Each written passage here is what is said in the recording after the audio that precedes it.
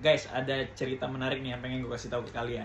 Jadi sekarang tuh kan Australia tuh lagi mau pemilu dan sekarang tuh lagi masa-masa kampanye gitu kan. Nah, jadi tadi pagi tuh gue pergi ke kotak surat ngecek siapa tahu ada dokumen atau paket yang ditujukan ke gue gitu. Tapi di atas tumpukan-tumpukan surat itu gue malah nemu flyer ini nih. Lucu banget deh. Nih, lihat. Flyer kampanye gitu. Tapi narasinya unik gitu loh. Jadi biasanya kan kalau flyer kampanye itu kan isinya katakanlah misalkan untuk mempromosikan visi misi dari si calon gitu kan, atau program-program yang ingin dia tawarkan ke publik. Tapi ini enggak. Isi flyernya itu menjelekkan partai penguasa dan juga perdana menteri yang sekarang menjabat. Nih, misalnya kalian lihat ya. Tuh, Australian pay more under Labor, ya kan? Selama Australia ini dipegang oleh partai buruh, ya kan? Itu tuh misalnya kayak dia bilang di sini harga makanan naik 13% tuh, ya kan? Harga rumah naik 18%. Tuh. Tuh harga gas, kemudian harga apa lagi tuh. Pokoknya semuanya pada naik gitu di bawah Partai Labor ini. Ini kan jelas banget ya kan?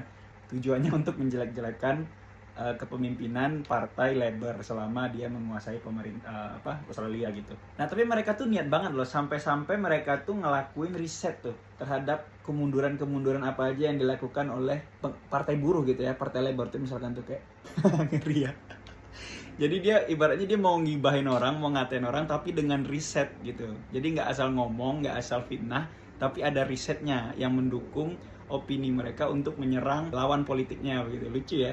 Tapi kalau dipikir-pikir ini kan sebenarnya udah masuk negative campaign ya. Jadi kan kalau dalam ilmu politik itu namanya black campaign, ada yang negative campaign. Kalau black campaign mungkin lebih ke ya fitnah, hal-hal yang memang sebenarnya itu nggak ada tapi dituduhkan seolah-olah ada gitu, dan itu mempengaruhi orang lain. Tapi ada juga namanya negative campaign, yang artinya memang kelemahan-kelemahan itu ada, tapi kelemahan itu kemudian dieksploitasi, kemudian diekspos ke media oleh lawan politiknya. Dan juga sebenarnya nggak cuma flyer ini doang. Kalau misalkan gue udah beberapa bulan ini ngelihat, kalau misalkan gue lagi main YouTube nih, lagi buka YouTube, terus tiba-tiba ada iklan dengan materi narasi kampanye yang sama seperti ini juga, yang intinya juga ngejelekin partai penguasa sekarang dan juga perdana menterinya dengan program-programnya. Artinya kan memang di Australia sendiri kayaknya cara-cara kampanye seperti itu tuh dilegalin gitu loh. Tapi emang apa-apa di Australia sekarang emang mahal sih. Masyarakat lokal pun juga banyak yang ngeluh gitu loh, terutama soal sewa kontrakan gitu.